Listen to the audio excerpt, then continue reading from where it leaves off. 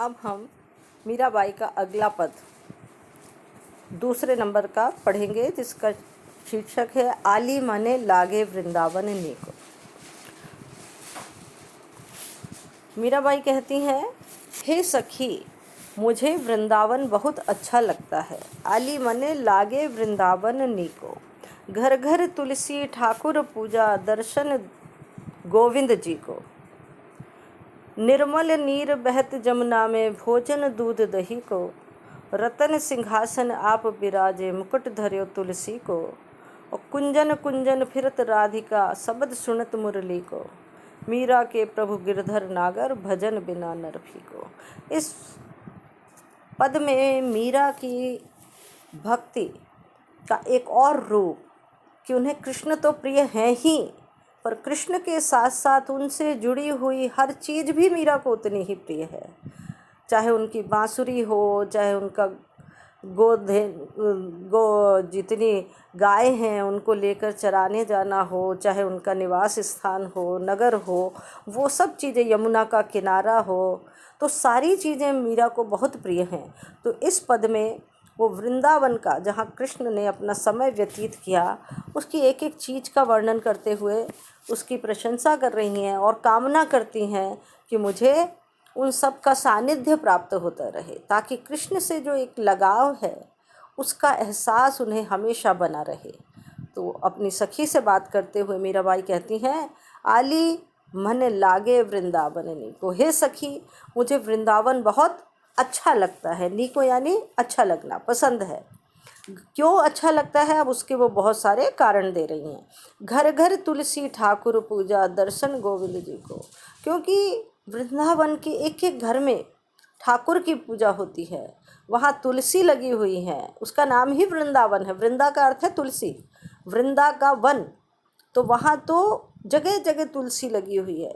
और हर घर में एक मंदिर है जहाँ ठाकुर की पूजा होती रहती है। दर्शन गोविंद जी को, जहाँ जाओ वहीं गोविंद का दर्शन प्राप्त हो जाता है। तो ऐसा स्थान वो कौन सा है? वृंदावन। और इसलिए वो वृंदावन मुझे बहुत प्रिय है। इसके साथ ही और विशेषताएं क्या हैं वृंदावन की? कि निर्मल नीर बहत जमुना में, भोजन दूध दही को। वहाँ पर जो नदी है जिसके किनारे वृंदावन है, वो यमुना नदी का निर्मल नीर वहाँ पर बहता रहता है। सुखद, आनंद देने वाली, पावन जो जल है यमुना का, उसे देखकर बड़ा सुखद, उसे देखकर बहुत सुखद अनुभूति होती है। भोजन दूध दही को, और वहाँ का खान पान भी कितना है? सात्विक है। दूध दही का भोजन लोग करते हैं, कहते हैं जैसा खाओ अन्न वैसा बने मन। तो भोजन जब सात्विक है तो वहाँ की सारी प्रवृत्तियाँ स्वतः सात्विक हो जाती हैं। तो वो भी उन्हें बहुत आकर्षित करता है। वहाँ का रहन सहन, खान पान, सब कुछ मीरा को बहुत अच्छा लगता है। आगे वो कहती हैं कि रतन सिंहासन आप बिराजे, मुकुट धर्यो तुलसी को। और फिर वहाँ पर कृष्ण के साक्षात दर्शन होते हैं।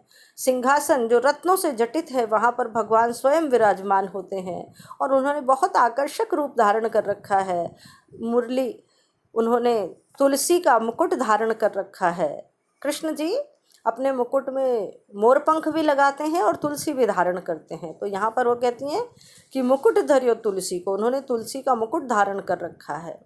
कुंजन कुंजन फिरत राधिका, शब्द सुनत मुरली को। और वहाँ पर उनके प्रेम की दीवानी जो राधा है, वो कुंजों में फिरती रहती है, उनके पीछे पीछे। जहाँ जहाँ उसे मुरली की आवाज़ आती है, बांसुरी के शब्द सुनाई पड़ता है, राधिका उसका अनुसरण करते हुए, पीछे पीछे चलते हुए कृष्ण के पास तक पहुँचने के लिए दौड़ती रहती है, भागती रहती है यहाँ से वहाँ। मीरा के प्रभु गिरधर नागर, भजन बिना निर्भय।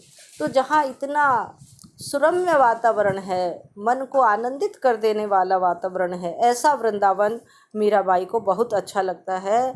वो अपनी सखी से कहती हैं कि हे सखी, मुझे इसलिए वृंदावन बहुत पसंद है। मीरा के प्रभु गिरधर नागर। और अंत में मीराबाई कहती हैं कि मेरे तो प्रभु कौन है? गिरि को धारण करने वाले नगर निवासी भगवान श्री कृष्ण।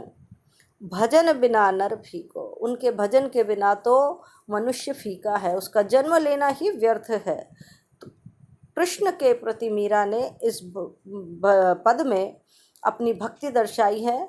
और कृष्ण से जुड़े हुए जितने भी वृंदावन और उसमें रहने वाले लोग हैं, उनका खान पान है, उनका रहन सहन है, यमुना नदी है, वो सब चीज़ें भी उन्हें उतनी ही प्रिय है, क्योंकि उनके पास जाने से, वहाँ रहने से कृष्ण के सामीप्य का जो लाभ मिलता है वह दुर्लभ है। इसलिए मीरा को वृंदावन बहुत अच्छा लगता है।